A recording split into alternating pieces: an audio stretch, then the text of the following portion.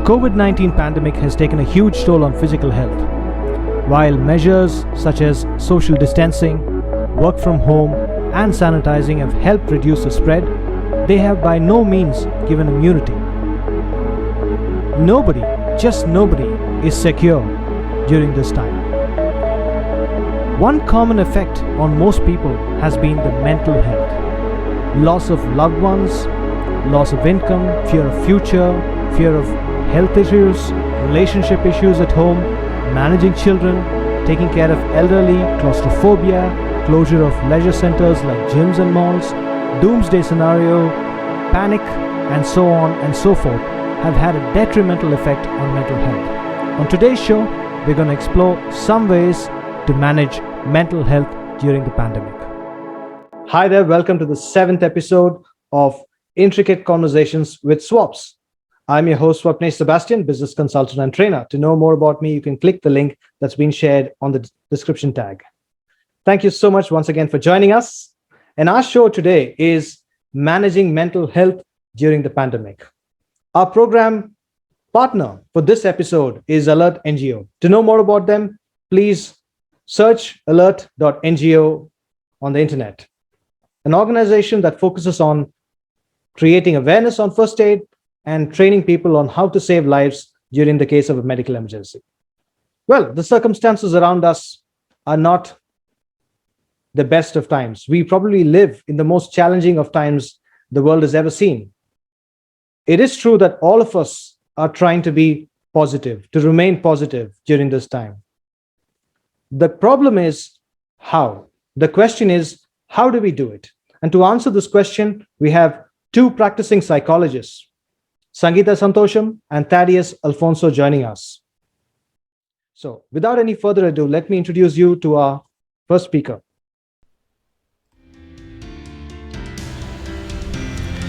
Our first speaker for today is Sangeeta Santosham. Sangeeta is a counseling psychologist at the Santosham Chest Hospital, Chennai. She has a master's in applied behavioral studies from Oklahoma University, United States, and an MPhil in psychology from WCC. She has several certifications to her name, and one of the noteworthy certifications is a certification in cognitive behavior therapy from the United Kingdom. She is also trained under renowned psychotherapist Dr. Emma Gonzalez. Sangeeta has also got a private practice online. To know more about her services, you can click www.sangeetasantosham.com. It has all the details about her professional services. Apart from her career in counseling services, Sangeeta is also a trained singer. She has performed in several live shows and also conducted her own shows in different platforms over the years. Sangeeta also specializes in helping and counseling professionals in the area of music and sports who have experienced trauma. So introducing you to our speaker, Sangeeta Santosham, counseling psychologist. Thank you so much, Sangeeta, for joining us today. And viewers, let's make this count. Ask as many questions as you can to make this session as useful as possible. Once again, welcome you, Sangeeta Santosham, to Intricate Conversations with Swaps. Welcome to the show, Sangeeta. It's a pleasure having you. So let me start off by asking you this question. Can you tell us a couple of the most common observations you've made in terms of women's mental health during the time of the pandemic? Thank you for having me here today on this panel. There are a couple of questions I want to ask first to the women out there today. Tired, irritable, angry, sad, afraid. Do these feelings sound familiar? If you are a woman watching this, do these feelings sound more like you during the last year and a half? You're not alone. When the world first started to change due to the pandemic, the WHO released guidelines on how to cope. However, no one could have anticipated the impact that COVID would have on people's mental health. Further, at least at that point, the extent to which it would impact women's mental health had been grossly misjudged. I am Sangeeta Santosham. I am a counseling psychologist. I have been working with patients and clients for 18 years. I have my own practice online, and I work with various hospitals and corporates. I work with a large number of women. Some of these women are homemakers, some of them have jobs and a career, some of them are students, but the symptoms and the degree of the suffering is the same. These have been my observations with women once the pandemic started. There has been an increase not only in anxiety and depression, but also PTSD or post-traumatic stress, a general feeling of fear and shock. By the way, these are completely normal reactions to these situations. The extra toll on women's mental health makes sense, given what we know about how many women have had to cut down on their lifestyles in order to care for children or other family members at home, or are dealing with an impossible and constant juggling of kids, plus career, plus other responsibilities. With the buildup of responsibilities, it becomes harder for women to care for themselves, which in turn affects their mental health. Women are bearing the brunt of the burn financially. In fact, there is a new term now called she-cession, which refers to the economic hit at women. Women deal with the stress of lockdown with over or under eating, which has its own repercussions in terms of general health and mental health. Fear is the most natural reaction to uncertainty, and this pandemic is the most uncertain time that most of us have lived through. When we are usually afraid or stressed, one way we deal with it is in the company of others, which is limited possibility right now. There are no shortcuts here, but there is definitely a way to manage it. And so in today's webinar, let's discuss how best we can help you with these problems.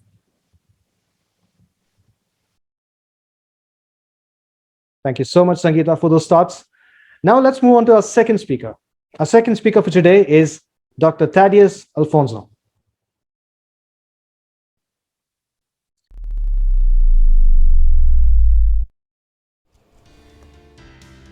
Our second speaker for today is Dr. Thaddeus Alfonso, a mental health professional and a life coach with over 18 years of experience in consulting, teaching, and research. He has a postdoctoral fellowship at the IIT Madras and has a doctorate from VIT. He's a practicing psychotherapist and has worked with several professionals in the mid and senior level management at TCS and HCL. He's also been a consultant with several international organizations like UNICEF, UNDP, CHAI, and PHFI. Thad is also honorary faculty at Stanley Medical College Hospital, and he's contributed to several research papers. So, thank you so much for joining us, Thad. Welcome to the show Intricate Conversations with Swaps. We appreciate your contribution, and we also hope that the audience will ask as many questions as they can to interact and make the show useful. Welcome to the show, Thad. I'm going to ask you the same question I asked Sangeeta, but with a men's perspective. What are the two common observations you have made during the pandemic with regard to men's health? Thank you. Good evening to all, and thank you, Swapnesh, Sebastian. To answer your question, I would like to say that whatever Ms. Sangeeta has already expressed, besides that, for the men, if you especially ask me, due to the worry and stress over the coronavirus, many adults have reported specific negative impacts on their mental health and well-being. So many men lost their sleep or eating habits are like habit, topsy-turvy now. Increases in alcohol consumption, though there are a lot of shops are closed, but bootlegging is on the rise. And there is a substance abuse among young men, those who are staying almost all by themselves, especially among them. And the worsening chronic conditions are becoming more among the men. So this ongoing public health measures expose many people to experience situations linked to poor mental health outcomes. It could be due to the isolation, social isolation, and the kind of a job loss that people are going through. If you come to the younger adults, if you see me in my clinic in our institute that we have been dealing with people, of many are there coming with many pandemic-related consequences. Because of the closures of universities and the loss of income, many men contribute to pure mental health because of average of the young adults report symptoms of anxiety. There's a lot of anxiety among them, and most of them are reporting with major depressive disorder symptoms. And compared to all adults, young adults are more likely to report even substance use and suicidal thoughts. So apart from that, the social isolation, unable to meet friends among men has become a major threat now. So they are unable to really converge and diverge on those energies, where to do and what to do. So, nevertheless, having said that, there is an increased prevalence in anxiety and depression and substance abuse, sleepless nights, and appetite, a loss of appetite or insomnia or whatever, the eating disorders have creeped into men. Beyond that, there is a hope that what best we could do, and this conversation I think is going to be very meaningful for men as well besides women here, for those who are listening to us, to take away some tips to manage the mental health during this pandemic. I'm looking forward to answer their questions as well. Thank you. Thank you so much, Tad, for that wonderful, quick first thoughts. So I think devoid of whether the behavior is going to be apparent or not, I think if there is a change, visible change, if you could observe in an individual in the way they talk about certain things, or in the way they behave, or in the way they deal with others, their emotions are, I think there is a possibility that you need to seek medical help, not to wait until it becomes a kind of what to say, like overwhelming for the person and for the people in and around the person. Correct. So I think not to wait until it becomes a violent behavior. If they could see some visible changes, which is different from the previous 3 weeks, for example, there's a change in this individual, there's all the more a possibility that that person may need some help.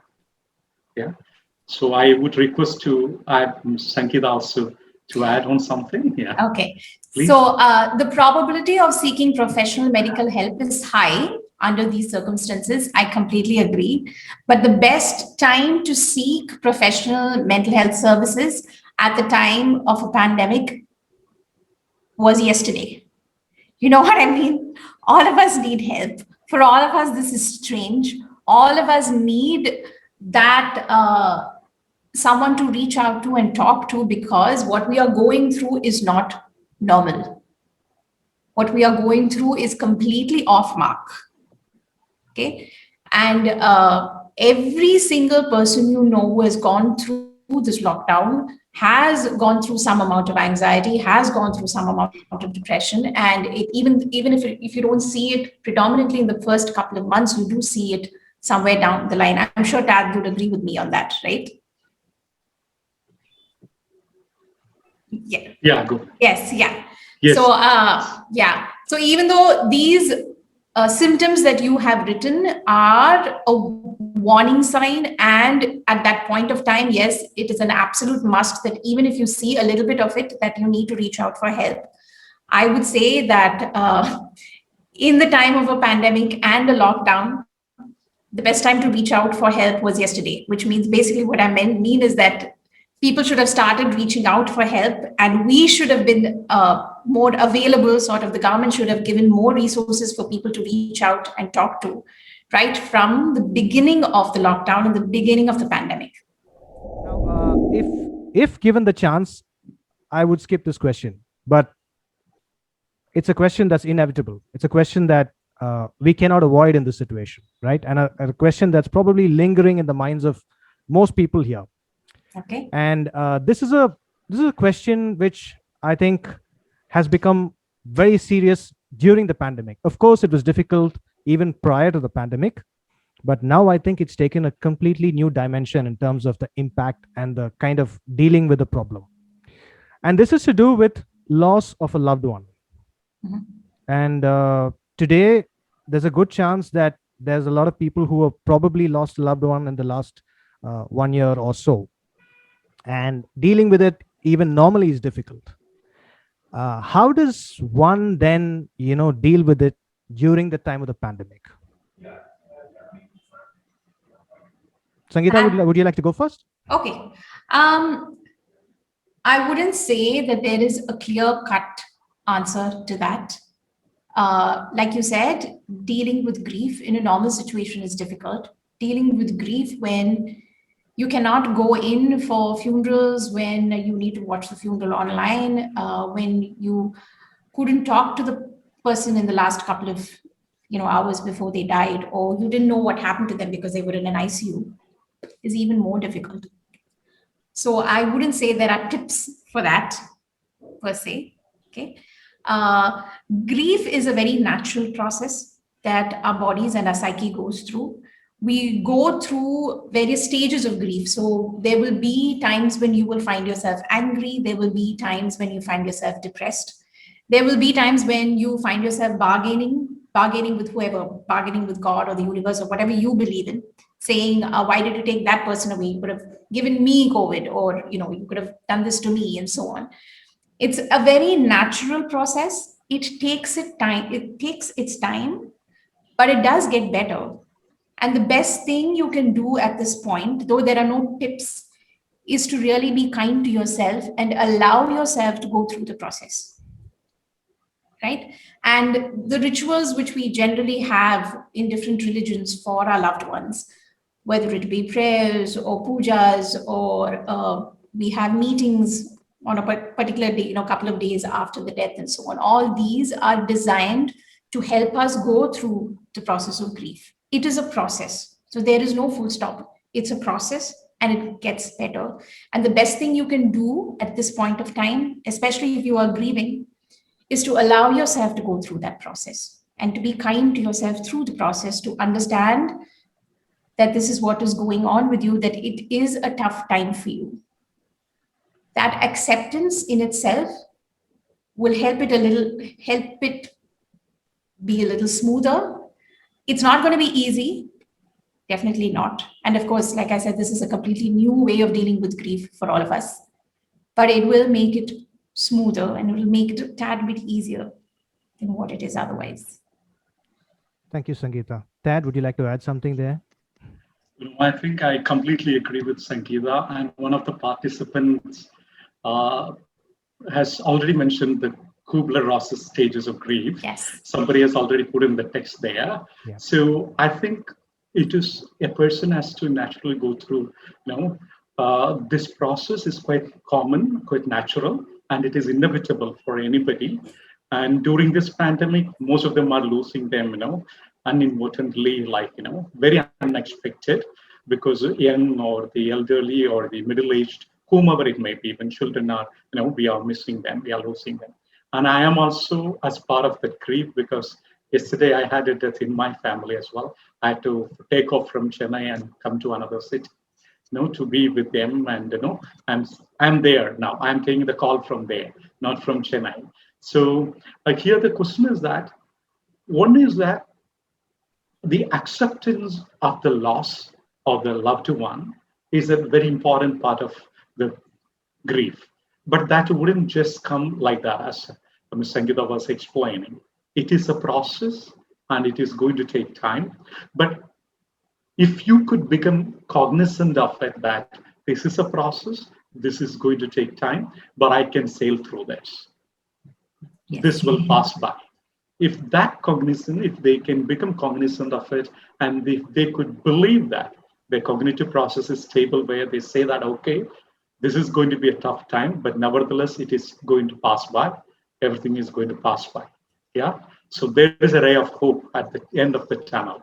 If that belief is really getting stronger in an individual, I think that is going to make a lot of difference, to go through this process gracefully. Yeah. But this may not fit in everybody, because as I can see, people can back and forth go through the stages of grief. It is quite natural for them.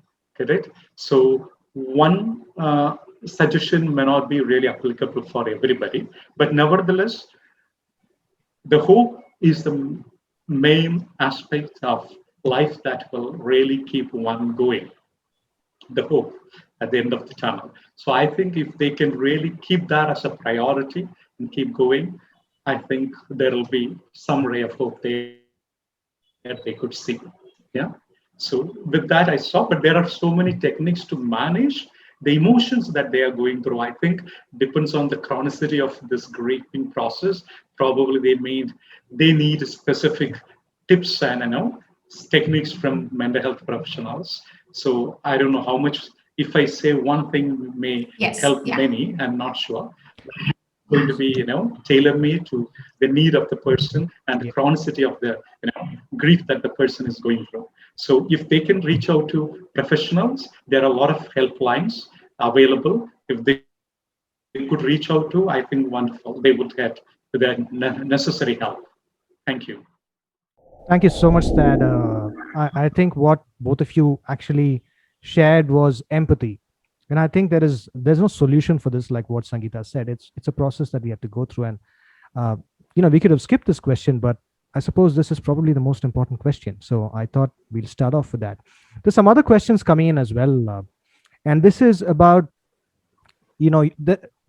most of us would probably survive the pandemic, but it's going to leave some kind of scars in other areas of our life. So like loss of confidence, or having a fear of negative things, or being pessimistic even after the pandemic has been kind of done with, or we're done with. So how does one deal with those aspects of the pandemic, leaving aside the grief of death? I would connect to what Thad said earlier, and I would say you need to connect to a mental health professional, a counselor or a psychologist or a therapist, somebody who can help you through the process. Because right now it just might be a case of feeling low or feeling discouraged with low confidence, but it can lead up to a lot of other things within a couple of weeks, like you showed in your poll. Right. Again, for these questions about feeling low or feeling uncertain about the future, feeling uncertain about your job prospects, or feeling uncertain about relationships, there are no clear-cut answers, because everybody's story is very different. The background which each of you come from is very different. Your hopes, your dreams are very different from the person next to you. Okay, so when you need very individualized care, you need somebody who knows what you are going through, so that they can help you through your individual journey. And the only way to do that is to reach out for help to a professional. It can be a social worker or a counselor in your all the corporates now have tie-ups with counseling agencies. It's free for the most of you, and it's just a phone call away or a text message away. Reach out to one of them, tell them how you feel, so that they can help you through the process. Does that answer? Yes. Yeah. Thank you, Sangeeta. And another question coming in, probably Thad can take this one first. Thad, this is knowing that this pandemic is not going to go away pretty quickly. It's going to have at least a reasonable amount of time for it to completely go away. How does one prepare from a lifestyle perspective to deal with this on a long-term basis? This is another question that the viewer has come up with. There is one thing we need to understand, is that it's quite natural for human beings to live in the future more than the present. Neither we are mostly in the past, nor we are mostly in the future. But in the present, probably we tend to look down upon most of the time. So the depression mostly linked around people when they really, really, really get caught up in the past. Whatever happened in the past. If they are unable to really deal with the past, or they are not unable to move on, there is a possibility that they are depressed. The depression is all of that.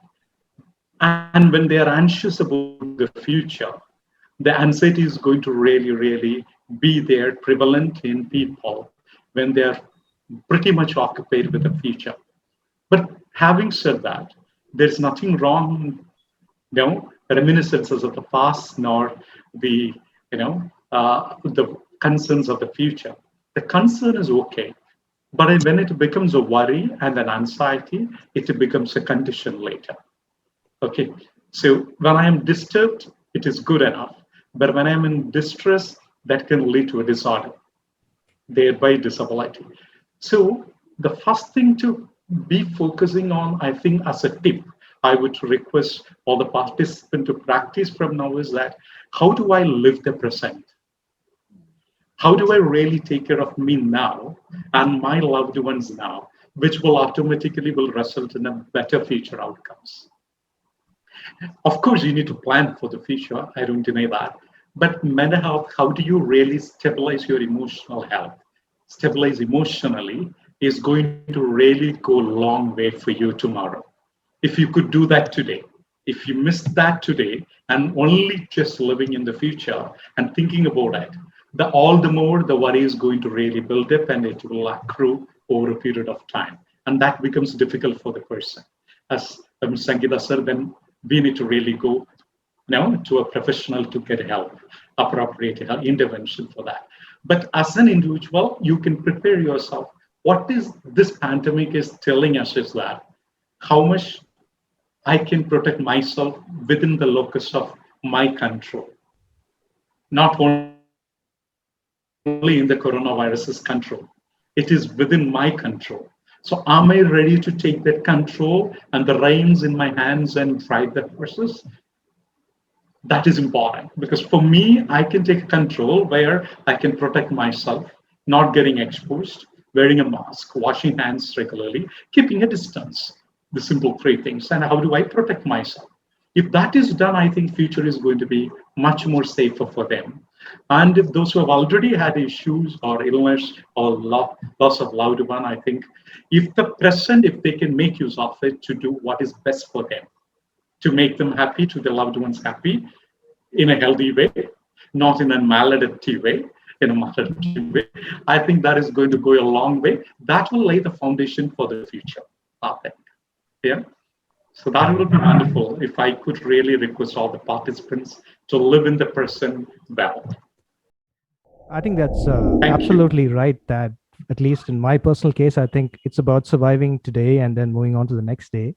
That has helped me at least reasonably well. I'm sure that, there are ways in which people deal with this, but thank you so much, Sad. Let's move on to the next question. Sangeeta, maybe I can pose this to you. This is about, kids being, stuck at home, having lessons online, and, parents finding it difficult to kind of engage them beyond that 2 hours of class, and they feeling the frustrations of being, locked up in a room or a small house.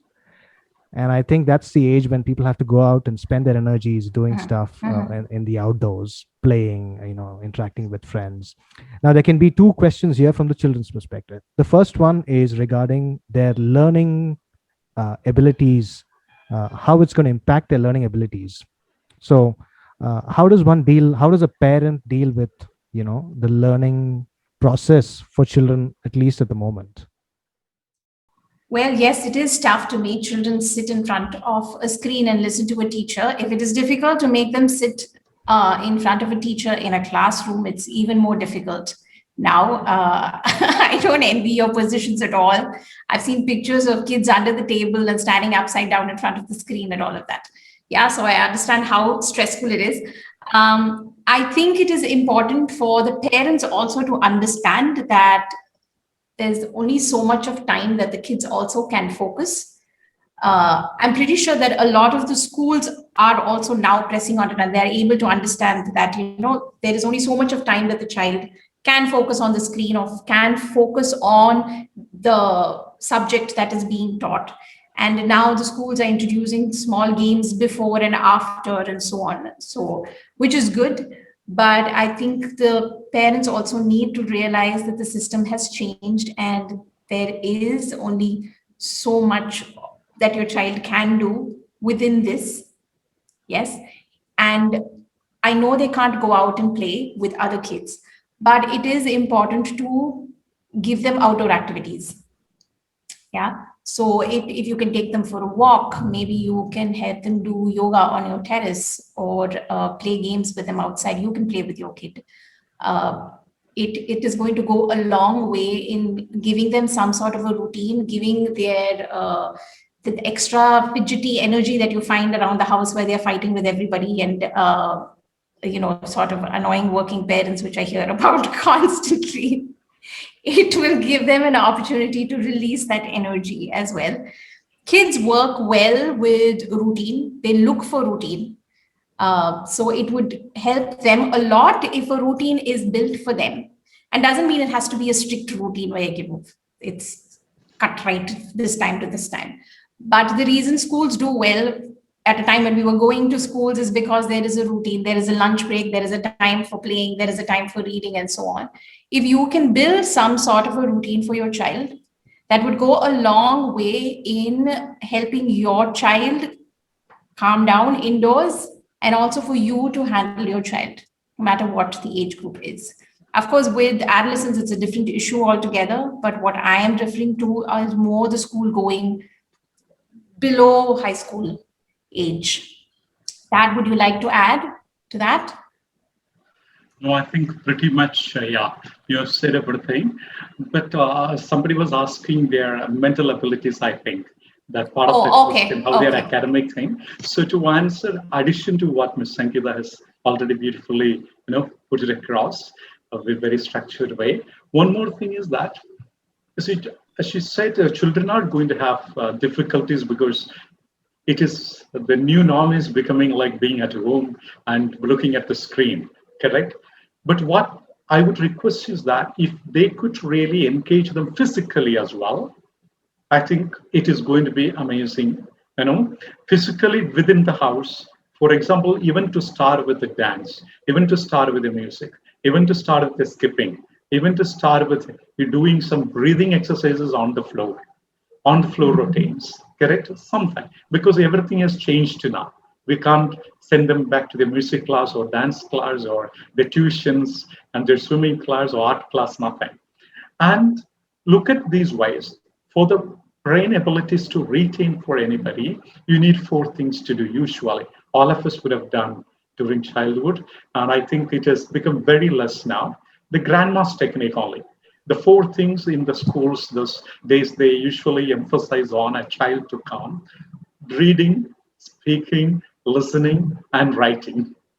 So these 4 things, you can make it maybe playful, physically, activity as well, correct? So anything that is possible, and physically they need to be engaged. So most of the children are within the house, within the apartment, within the 4 walls, where the vitamin D sun exposure is very less, vitamins are very low, and the physical exercise is absolutely nil because everything is coming out of the table all the more now, correct? So I think physical exercises will make them much more focused. Attention increases with that.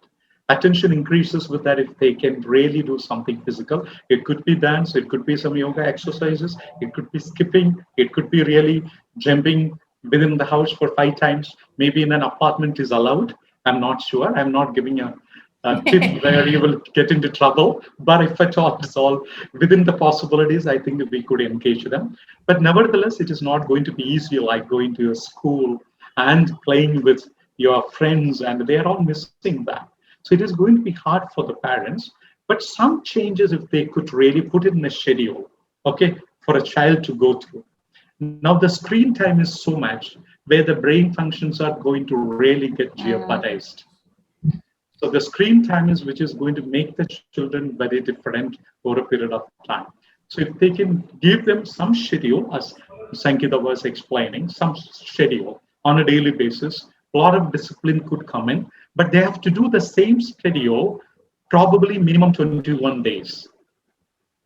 Right. For any change to happen within an individual, within the child. So some reward system they can create, probably some token economy they can create that if you really follow this, we will get you so and so. Anyway, they may get them for them something, right? Already they may get something for them, a dress or a pen or a crayons or chocolate, whatever. So you can just take that as an opportunity to say that we will reward you, okay, if you follow. But 21 days, if they are put in some kind of a schedule, I think there will be some change in their behavior. Yeah. And it's going to help the children. Yeah. Yeah, to add to what Thad has said, with the physical activity, what would also help the children would be some sort of a creative art activity. So it could be drawing or painting or just scribbling, working around with colors. You don't have to put them in a class to do that. You can just give kids papers and crayons and they would be happy just scribbling around. Creative arts also takes out a lot of pent up emotion and puts it out. So there's a lot of externalization with that. And you'd be surprised at how much children calm down after creative art activities. So I think a combination of a good schedule along with physical activities, whether it's yoga or dancing or jumping or, going to the terrace and running around for a bit with the sunlight on your face, along with your studies and some sort of a creative outlet for the child. It could be playing an instrument. Like I said, you don't have to really go for classes. You can just play around in a keyboard at home. It's fine. So, yeah, as long as the neighbors so creative don't mind. art. So Sangeeta, sorry to interrupt. Yes. So creative art and engaging the children would be definitely one of those things. Just quickly on that same note, let me ask you about teenagers and probably people in their early 20s. If you could quickly tell us what they could do, because they're also frustrated sitting at home, probably some of them due to go to college, some of them due to go to work, probably looking for opportunities. So, that's a different category. Even though they're students, they're still a little more mature and probably aware of the environment and so on. So a quick tip or maybe, some very important aspects quickly for us to address that category as well. Dad, would you like to go first? I think it's a fantastic group of people, actually, with a lot of energy, with a lot of enthusiasm, with a baggage, a lot of dreams, and a lot of explorations, a lot of the experiments that they want to do. Right. So this group, I would say that they could manage this time is probably most of them are in college or late school or college, correct? Yeah. So yes. To begin with that, if there is a possibility, apart from their class hours, if they could online do volunteerism, than the PUBG, than the Instagram, than the Facebook, than the Twitter, than the reading all these and doing nothing about it. If they could additionally do, besides what they'll be doing for their school or the college, if they could volunteer, there are so many kids now out there calling me saying that, okay, I'm volunteering this for this organization.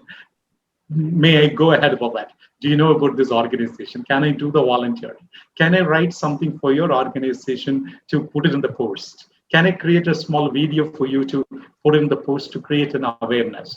Right. This is a fantastic time for all these adolescents to really come forward, put their energy out there to help the communities, those who are really going through this pandemic. They are also going through it.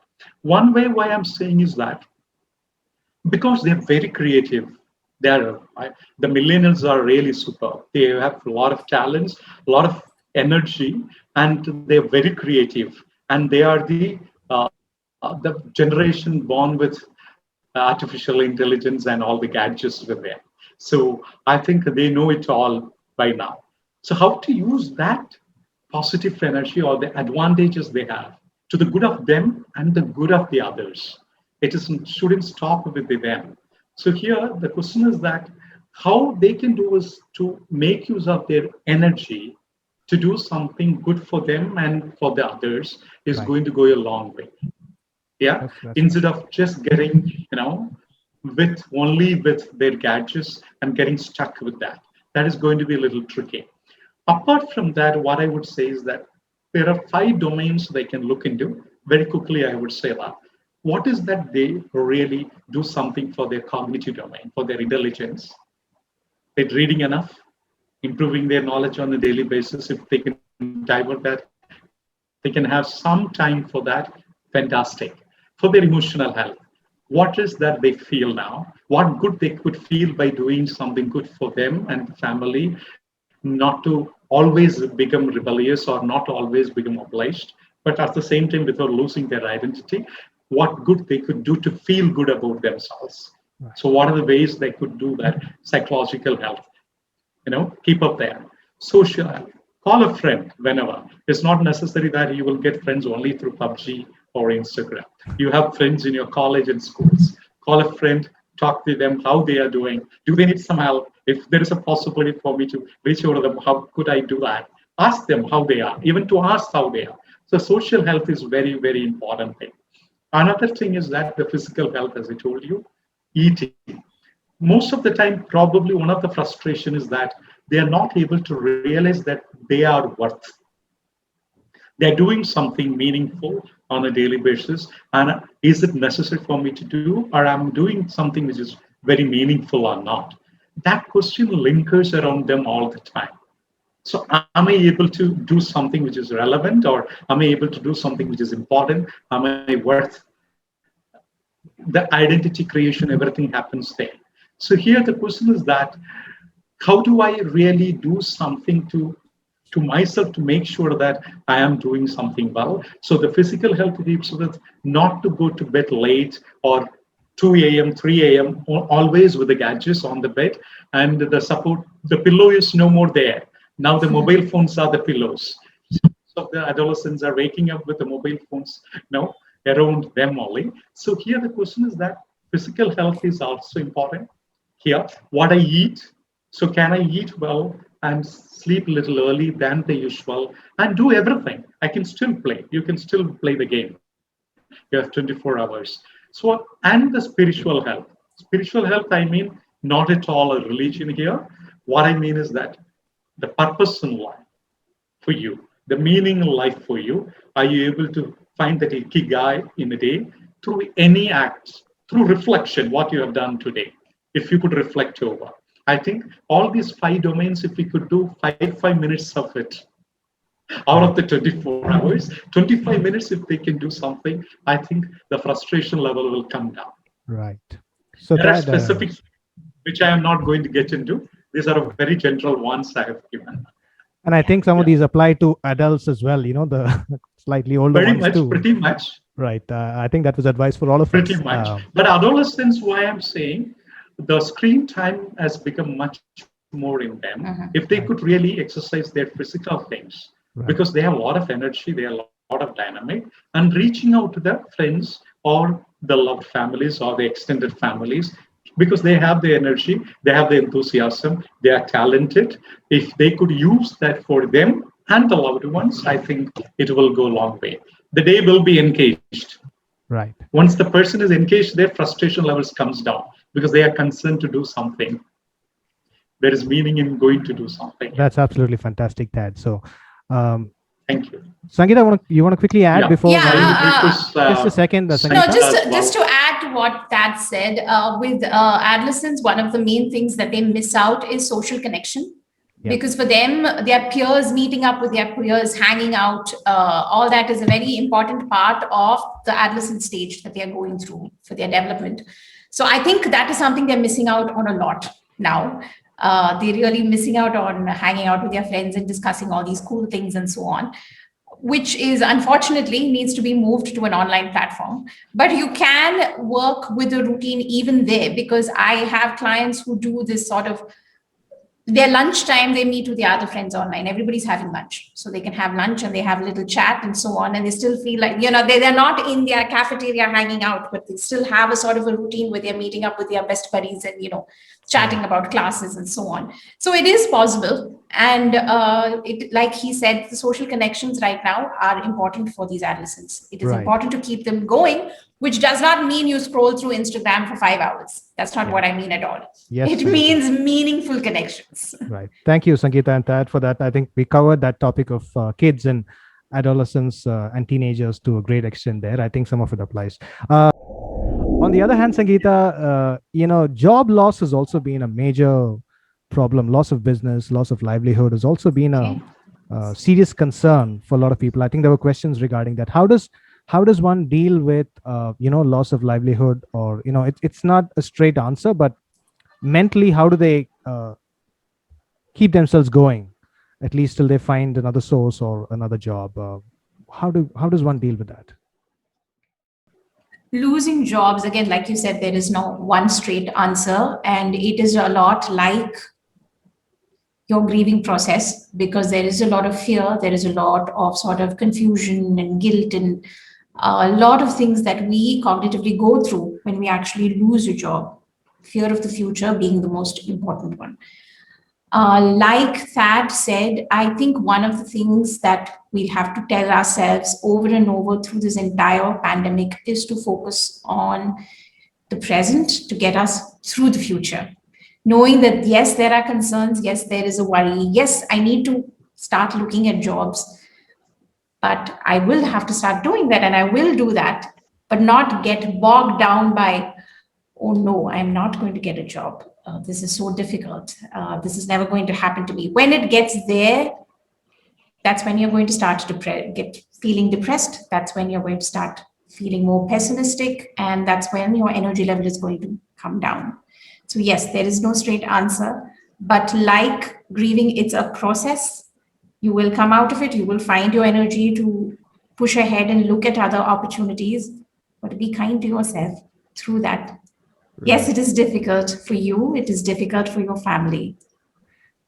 But speaking about family, I think you just touched on the next one, which is about the stress on relationships that lockdown has created, especially on the husband-wife scenario, which again was a problem before. The problem before was that they didn't have enough time with each other, and now a lot of them seem to have more than ideal time, apparently.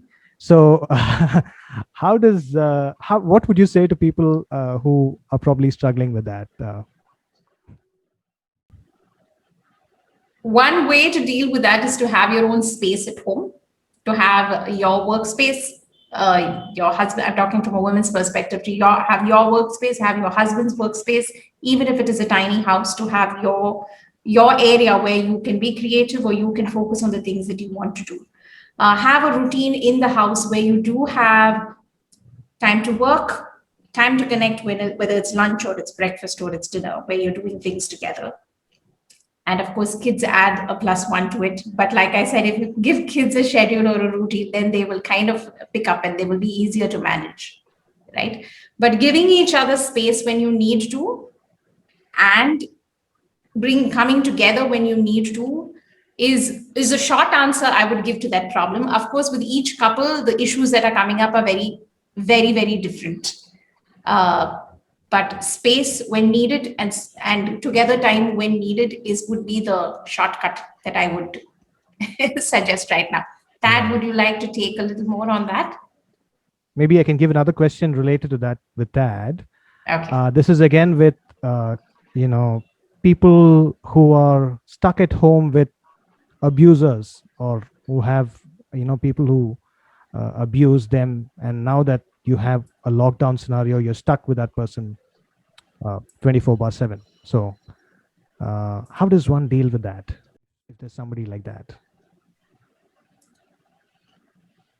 I think two different things here. So one is, as a couple, as Sangeeta was mentioning, that I wanted to add is that sometimes you don't see something, you need not to see something. Sometimes you need not to hear something. Sometimes you need not speak something.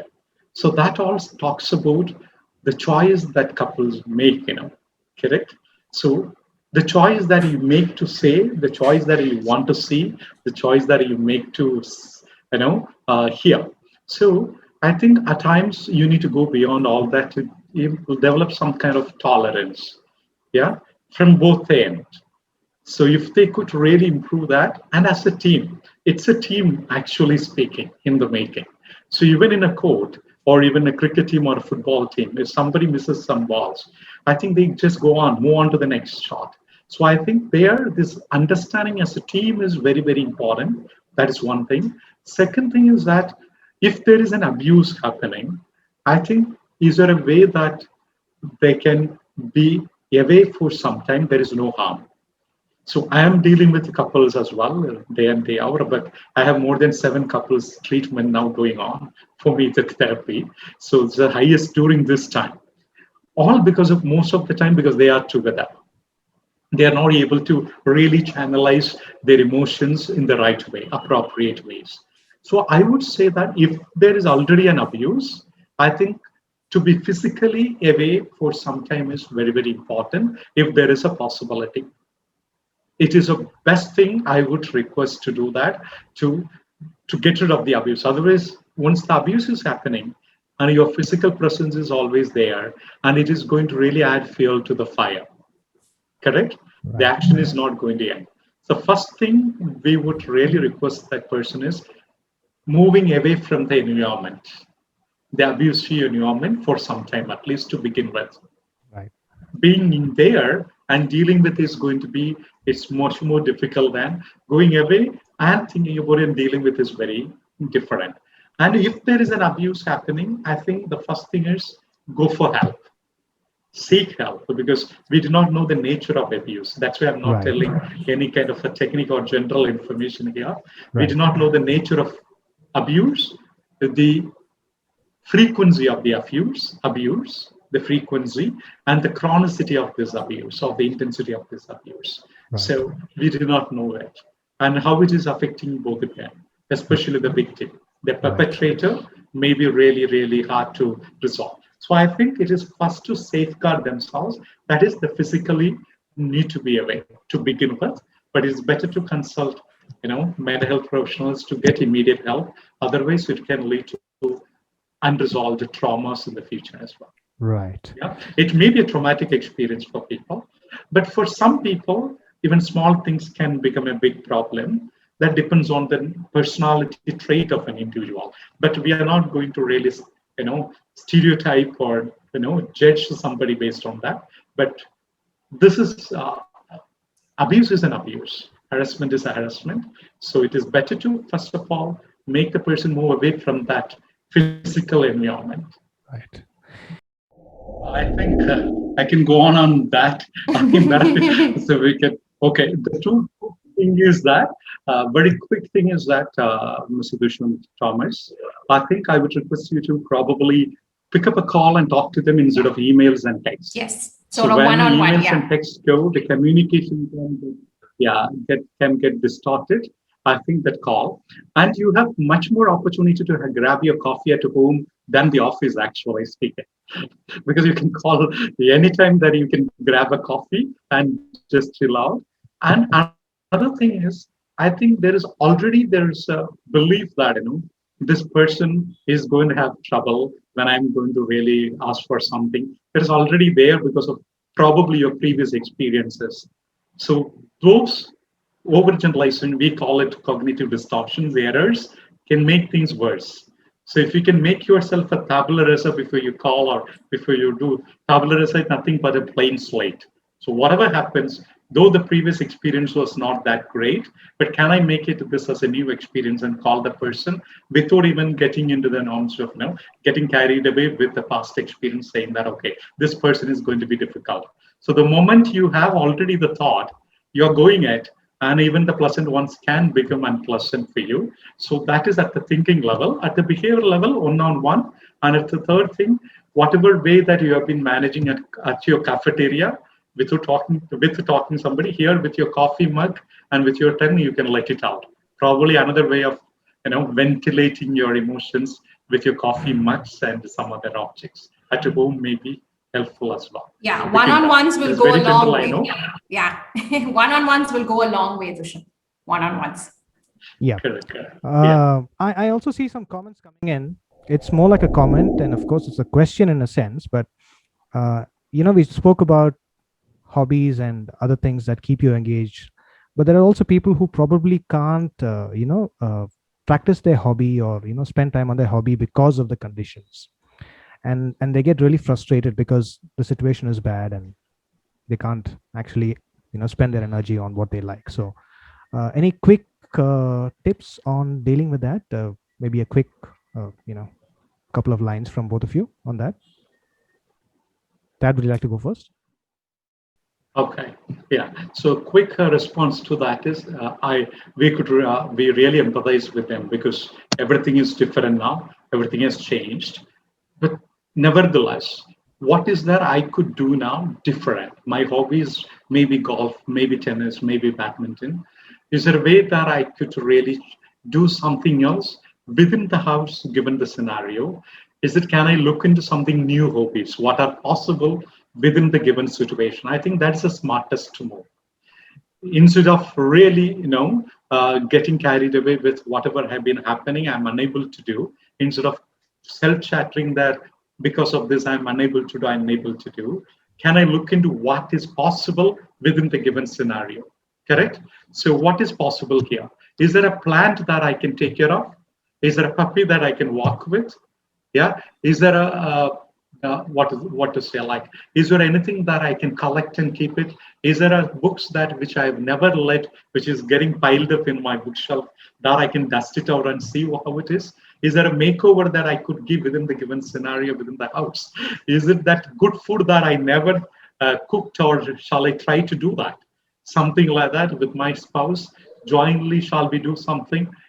There are a lot of YouTubes that is available out there. Yeah. So it is not necessary that you need to really stick to what you have been doing. I understand, because it has been like that for you, but now the scenario has changed.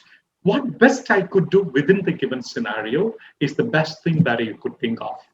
I think that differs from person to person. In common, what is possible within the realm of affairs, I think that is going to help them. That cognitive flexibility, they need to really tell themselves, come on, I've been doing this. It's not possible now. What is possible? If they could think of such things, even a cooking, even something, making something, some fresh juice, which they never tried, or making some book, reading the book, which they have been, not read for a long time now. Probably it is dusted there, or just dusted and use it.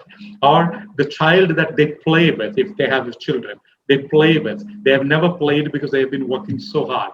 Now, is there a time that I can really do something with the children, something with the spouse, something with the garden, something with the puppies, or something with anything that is possible within the house? I think they can think of. That is a strong suggestion, recommendation I would give. Ms. Sangeeta, please. No, to add to that, I would say that if you come up with a creative way of working with your hobbies within the constraints, that itself is an energy which will push you forward. That itself will make you feel great. I've come up with this amazing way of doing what I love, but within the constraints of what is presented. I think that itself will push you forward, And whatever it is. Probably increases your creativity as well. Yes, it does. Yeah. And it I think, releases that positive energy as well. On that note, let me ask you another question. This is regarding people who have experienced trauma in their younger days. And there's a report that says that a lot of these people who were able to deal with it in the past are having episodes of those experiences of trauma resurfacing during the pandemic, which wasn't there probably at that level for a long time, and those experiences coming back, and the pandemic seems to have elevated that thoughts about the trauma and so on. So how does one deal with that? It is understandable that the trauma comes back to you at this point of time, because I would say that there are a lot of triggers in the environment which can remind you of the things that you have been through growing up, probably.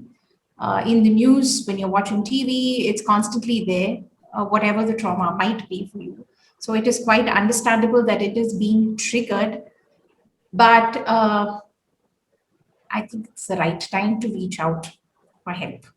Right. With a trained mental health professional, somebody who's trained in dealing with trauma, dealing with wounded children, what we call as inner childhood wounds, and so on. That this is the time that you should be reaching out so that it doesn't get worse, is what I would say. Thad, I think this is completely a big area to be talking about in a short Sangeeta.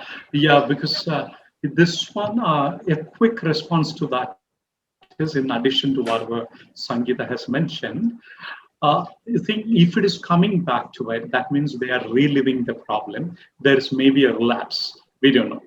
Any stressful environment can create a lot of havoc in an individual, and it will be much more. It is empirical. It is much more among people those who had previous episodes. So all the more they reach out for help. That's very, very important. ASAP, they have to reach out for help. Right. There could be a relapse. So if they could reach out, I think they will really gain the resilience much better with some professional help. Right. So this is more of a personal question to both of you regarding your professions. I mean, most people in your profession or also in healthcare are dealing with a lot of negative news around, right? And you have to keep going in the midst of this negative news and this difficult situation. So how do you as counselors, stay positive during this time? I mean, and also the healthcare workers and doctors and nurses and all these, you guys need to be strong, and really, it's a great job that all of you in healthcare and some of the government officials who are out there doing stuff. How do you guys stay strong? Maybe we can take a cue from that.